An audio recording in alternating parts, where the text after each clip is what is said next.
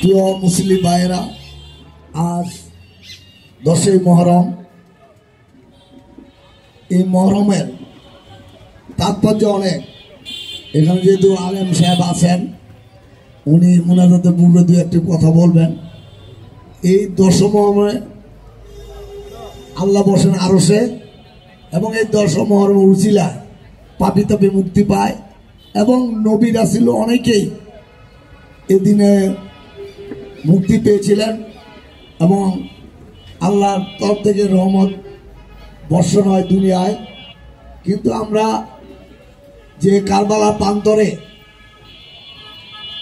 হযরত রাসূল পাক সাল্লাল্লাহু আলাইহি ওয়াসাল্লামের প্রিয় দৈত ইমাম হুসাইন সহ যে ৭৩কে যে ইজিদের দল শহীদ করেছিলেন, সেদিন তারা যে ত্যাগ স্বীকার করেছিলেন, এবং যারা ইজিদরা তাকে শহীদ করেছিলেন, তারা ভেবেছিল সে কারবালার প্রান্তরে ইসলাম ধ্বংস হয়ে যাবে। কিন্তু না, রাব্বুল আলামিন কি অলৌকিক খেলা, সেখান থেকে ইসলাম যুগে যুগে এখনো প্রতিষ্ঠিত হচ্ছে, শক্ত হচ্ছে, এগিয়ে যাচ্ছে। আপনারা জানেন বিশ্বব্যাপী এই ইসলামের বিরুদ্ধে ষড়যন্ত্র হচ্ছে, আর বাংলাদেশও ইসলামের বিরুদ্ধে ষড়যন্ত্র হচ্ছে। সেই ষড়যন্ত্রটা কি? যে এখন সমাজে মিলাদের সংখ্যা কমে গিয়েছে, মিলাদ করতে চায় না, ক্যাম করতে চায় না। নামাজের দুরূদ, নামাজের গুরুত্ব, আর রাসূল পাক সাল্লাল্লাহু আলাইহি ওয়াসাল্লামের শানে যখন কোনো দুরূদ পড়া হয়, তখন অবশ্যই তাকে দাঁড়িয়ে সম্মান করতে হয়। আমাদের এই সমাজে অনেক ব্যাখ্যা আছে। অনেক সম্মানিত ব্যক্তি আর মানে কোনো জনপ্রতিনিধি যদি আমাদের মাঝে আসে, তখন আমরা উঠে দাঁড়িয়ে পড়ি। অতএব আমরা যদি মানুষ হয়ে মানুষের সম্মান করতে পারি, আর যার জন্য আমরা এই পৃথিবী পেলাম, ধর্ম পেলাম, কর্ম পেলাম, হ্যাঁ, তার নামে গুরু হবে, সেখানে আমরা তাকে সম্মান করে কেমনে দাঁড়াতে পারবো না, সেটা মনে হয় বোধগম্য নয়। আমি বলবো যে আল্লাহকে যে যেভাবে ডেকে পেতে চায়, কিন্তু সেটা হাদিস কোরআন মোতাবেক হতে হবে। কারণ এশিয়া উপমহাদেশে, বাংলাদেশে 360 জন ওলি আল্লাহ ইসলাম নিয়ে এসেছিলেন। অতএব সে ওলি আল্লাহদের মাজার যদি আঘাত করা হয়, তাহলে সেটা ইসলামের জন্য শুভ হবে না, ঠিক হবে না। আমি এখানে যে আলেম সাহেব আছে, ওনাকে উদ্দেশ্য করে একটি কথা বলতে চাই। এই যে প্রতি শুক্রবার, জুম্মাবার মসজিদে বিভিন্ন খুতবা পড়া, হে মানদানের আমলে আমার দাদা দাদা দাদা দাদা দাদা দাদা পৃথিবী সৃষ্টি পড়তে যে খুতবা শুনেছে, এখন সেই খুতবা পড়ায়। আসল কি খুতবার নিয়ম? তাই খুতবার নিয়ম হলো কি, যে গত এক সপ্তাহ আমার সমাজে যে অনাচার, অত্যাচার, নির্যাতন হয়েছে বা অপকর্ম হয়েছে, সেটা নিয়ে আলোচনা করবে। আগামী এক সপ্তাহ আমার সমাজে আমি মানবের কল্যাণে, জনগণের কল্যাণে, ইসলামের কল্যাণে কি কাজ করতে পারি, সেটা নিয়ে আলোচনা হবে। কিন্তু আমি আজকের আলেম সাহেবকে বলবো, আজকের এই 10 মহরম পবিত্র আশুরা দিন, এর তাৎপর্য অনেক। এদিনের নবী রাসূলগণ অনেক কিছু থেকে মুক্তি পেয়েছে। এদিন উজিলে আমরা তাপিরা মুক্তি পাবো। এদিন রাব্বুল আলামিন উনি তার সিংহাসনে সমাহীন হবেন। অতএব একটি কথা বলতে চাই, যে আজকের সমাজে যেভাবে অনাচার, অত্যাচার, নির্যাতন, মানে বেহাপানা চলছে, আমরা আসলে মুসলমান জাতি হিসাবে আমরা অনেক পিছিয়ে যাচ্ছি। আমরা মানুষের প্রতি মানুষের মায়া, মমতা, স্নেহ, ভালোবাসা, এবং আমাদের মা বোনেরা যেভাবে সমাজে চলার কথা, যেভাবে পদ্মাশীল হওয়ার কথা, সেভাবে হচ্ছে না।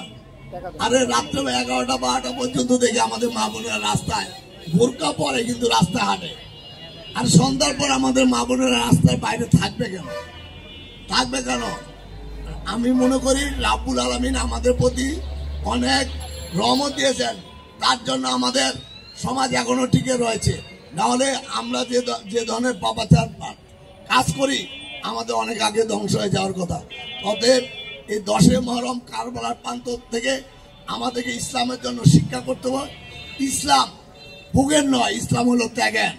অতএব এই রাসূল পাক সাল্লাল্লাহু আলাইহি ওয়াসাল্লামের প্রিয় দৈত ইমাম হুসাইন, যে তার রক্তের বিনিময়, শহীদের বিনিময় আজকে যে ইসলাম উজ্জীবিত রয়েছে, ইসলাম এগিয়ে যাচ্ছে, সেই ইসলামের পতাকা দলে দলমত নির্বিশেষে সবাইকে ঐক্যবদ্ধ হয়ে রাসূল পাক সাল্লাল্লাহু আলাইহি ওয়াসাল্লাম হেরা গুহায় যে ইসলাম রেখে গেছেন সেই ইসলামকে বাস্তবায়ন করতে হবে, এগিয়ে নিয়ে যেতে হবে। আমি মুসলমানদের প্রতি উদাত্ত আহ্বান করব, আমাদের মধ্যে কে ওয়াহাবি কে সুন্নি এ কথা বলে মুসলমানদের মধ্যে বিভেদ সৃষ্টি করার দরকার নাই। আমরা যদি রাসূলকে সম্মান করি সেখানে আপনার দ্বিমত হওয়ার কিছু নেই। যে যেভাবে রাসূলকে সম্মান করতে চায় করবে, যে যেভাবে আল্লাহকে পেতে চায় সেভাবে করবে। আমি হুজুর আরেকটি দৃষ্টিকোণ বলতে চাই, আমাদের সালাত 82 বার কোরআনের সালাতের কথা আছে, এরা যেমন গুরুত্ব আছে 132 বার কল পরিষ্কার না করলে আমাদের যে লোহা যেমন ফেলে রাখলে যেভাবে মরিচিকা ধরে যায়। একটি কথা বলতে চাই, নারায়ণগঞ্জে বাংলাদেশের কথা বলতে পারবো না, নারায়ণগঞ্জে যেভাবে মাদক ছড়াছড়ি হয়েছে, যেভাবে মাদক আসক্ত হচ্ছে, এভাবে কিন্তু একটা সমাজ চলতে পারে না। আগে আমরা যখন এসএসসি পরীক্ষার আগে পড়ার টেবিলে ডিগ্রি পর্যন্ত পড়ার টেবিলে মাগরিবের পর বসতে দেরি হলে বাবা মা শাসন করেছে, কেন দেরি হলো। আর এখন ছেলেমেয়েরা রাত 12টা পর্যন্ত রাস্তায় ঘোরাঘুরি করে, বাবা মা জানতে চায় না।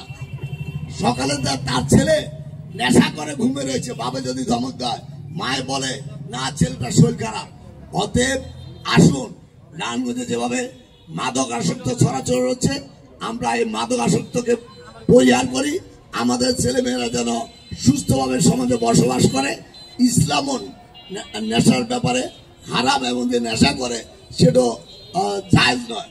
অতএব আমরা যার যার এলাকায় আমরা যদি সচেতন হই, আমরা যদি মাদক বিক্রি করতে না দেই, আমাদের ছেলে মেয়েকে মাদক সেবন করতে না দেই, তাহলে সমাজে অনেক অনাচার দুরাচার কমে যাবে। অতএব আমি পবিত্র এই আশুরা মুহররমের দিনে আমি সবাইকে উদাত্ত আহ্বান করব, আসুন আমরা সকল মুসলমান অতীতের সকল ভেদাভেদ ভুলে গিয়ে আমরা কিভাবে রাসূল পাক সাল্লাল্লাহু আলাইহি ওয়াসাল্লামের হেরা গুহায় যে ধর্ম রেখে গিয়েছেন সে ধর্মকে আমরা সমাজে প্রতিষ্ঠিত করতে পারি, এগিয়ে নিতে পারি। এবং এই মুহররম যে ত্যাগের কথা আমাদের শিখিয়ে গেছে, সেই ত্যাগ থেকে শিক্ষা করে আমরা যেন পরিবারের কল্যাণে, সমাজের কল্যাণে, জনগণের কল্যাণে, রাষ্ট্রের কল্যাণে কাজ করতে পারি। তার জন্য